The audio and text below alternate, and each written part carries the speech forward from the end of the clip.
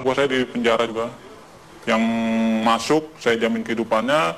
Mereka pun saya kasih barang untuk ngedarin di dalam. Sampai saat ini masih. Jadi memang sengaja dimasukkan memang Dimasukkan untuk mengedarkan di dalam sel. Karena kebutuhan sel tuh banyak juga, sama seperti kebutuhan di luar. Berapa persen dari 100% penghuni lapas itu pakai narkoba?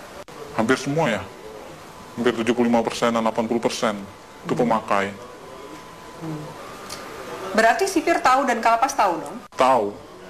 Itu hal umum. Karena kan kita juga masuk barang itu nggak mudah.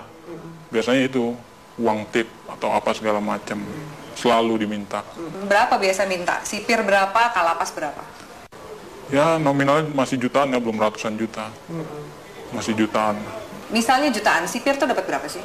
Sipir sebulan bisa dapat 5 juta, 7 juta. Tergantung kita bawa masuk barangnya berapa banyak. Oh barangnya sekian, ya tinggal di itu aja proses. Kalau kalapas dapat berapa sih? Kalapas dia puluhan juta. Yang paling banyak demand-nya itu di penjara mana? Cipinang. Lebih banyak dia bandarnya. Salah satunya banyak kan anak buah saya selama ini. Yang ketangkep di mana, mereka di dalam, ya saya tanggung semuanya. Dia di dalam, hidup keluarganya di luar, saya tanggung semua. Oke. Sampai dia keluar. Sampai dia keluar. Secanggih apa sih bisa ngatur peredaran narkoba Iya. dalam penjara?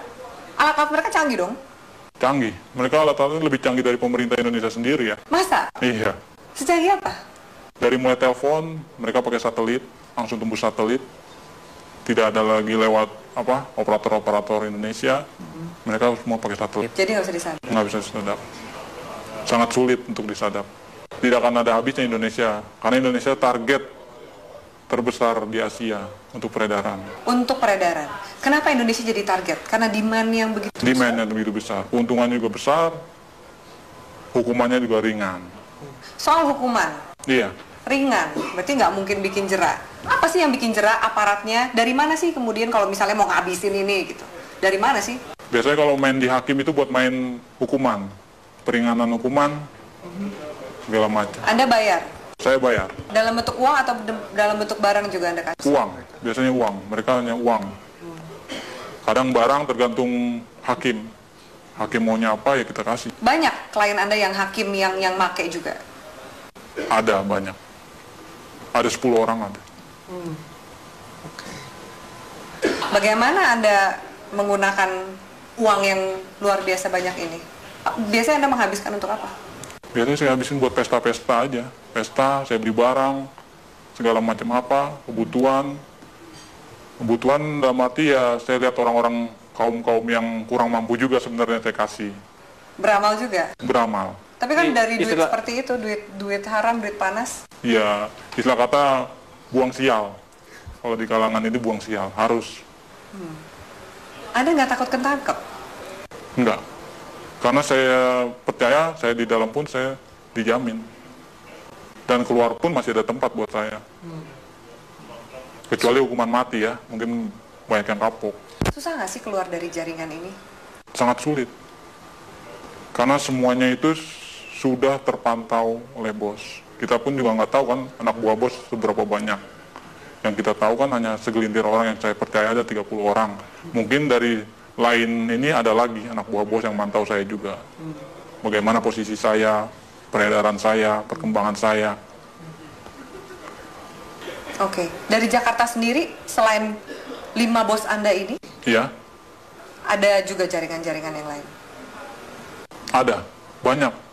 Di Jakarta aja ada sekitar 50 jaringan. Yang saya tahu 50 jaringan, mungkin lebih. Itu yang saya tahu. Jaringan ini lebih besar atau sama kuatnya dengan jaringan Anda? Macam-macam. Tergantung dari barang sih biasanya. Kalau barang kita bagus, banyak juga jaringan ngambil di kita juga. Makanya barang itu nggak pernah akan habis. Tidak akan pernah habis di Indonesia. Walaupun mereka menangkap, menyita segala macam berapa ribuan ton, ratusan kiloton, itu nggak akan pernah habis. Karena itu cuma sedikit, paling seujung jari ya, ujung jarinya dari total barang yang ada di Indonesia. Kalau BNN sendiri, gimana Anda sebagai bandar ngelihat BNN? BNN saya lihat sih Untuk saat ini tergantung orang-orangnya sih, BNN juga. Sama lah sama yang di Polres, Polda, segala macam. Istilah katanya kan orang Indonesia itu hanya butuh duit. Semuanya ujung-ujungnya duit. Asal kita punya duit, ya lolos. Sampai ke jaringan, kalau kepolisian juga? Kepolisian udah hal umum. Udah nggak bisa di ini lagi. Nggak mungkin dibersihin? Nggak mungkin dibersihkan. Karena memang aparatnya pun pemakai. Kenal sama bandar, kenal barang, nyuplai barang juga, begitu. Seterusnya. Bea Cukai gimana? Bea Cukai juga mengawasi kan? Iya. Seperti ini? Bea Cukai ada permainan juga. Makanya kita di Bea Cukai itu ada sekitar 5 orang kita pegang di sana. Untuk tiap ininya. Apa peran 5 orang di Bea Cukai ini? Meloloskan barang. Meloloskan barang. Jadi ada pengiriman juga? Pengiriman barang, pengeluaran keluar barang, itu semua lewat dari mereka ini, 5 orang ini. Oke. Anda punya berapa rekening? Ada 10 lebih. 10 lebih. Kurang lebih satu rekening isinya berapa sih? Tergantung ya, ada yang 1 miliar, ada yang 800, ada yang 750, paling kecil ya sekitar 250 juta. Anda nggak takut kelacak oleh PPATK nih? Wah, enggak ya, itu nama rekeningnya udah beda-beda. Ada panggilan untuk berhenti dari dunia hitam ini? Belum ada. Saya masih menikmati sampai sekarang karena keuntungannya lumayan. Bukan lumayan lagi ya, mungkin kalau Mbak sendiri mungkin akan tergiur dengan hasilnya. Yakin kamu? Yakin sekali. Masa? Iya, benar. Belum ada panggilan untuk tobat berarti? Belum. Masih menikmati. Mau sampai kapan? Sampai seterusnya mungkin ya. Sampai tunggu panggilan. Orang tua Anda nggak curiga? Tidak ada yang tahu. Teman-teman kecil pun nggak ada yang tahu. Semuanya saya dan kawan saya yang baik saya kenal saja tahu. Apa enaknya punya uang banyak tapi harus bersikap seperti biasa-biasa dan sembunyi dari semua orang? Itu ya konsekuensi. Karena kalau kita terlalu vulgar pun orang akan mencolok. Ini anak kerjanya apa tapi menghasilkan segala macam, itu malah bakal menimbulkan kecurigaan. Baik dari orang tua, saudara, bahkan lain-lainnya bakalan imbasnya ya penyelidikan dan penangkapan. Apakah jaringan narkoba ini juga masuk ke istana? Istana sebagian ya udah masuk. Lewat mana? Itu organisasi lain. Kita belum bisa sampai masuk ke sana. Mungkin ya organisasi ini lebih kuat dari yang bos saya punya.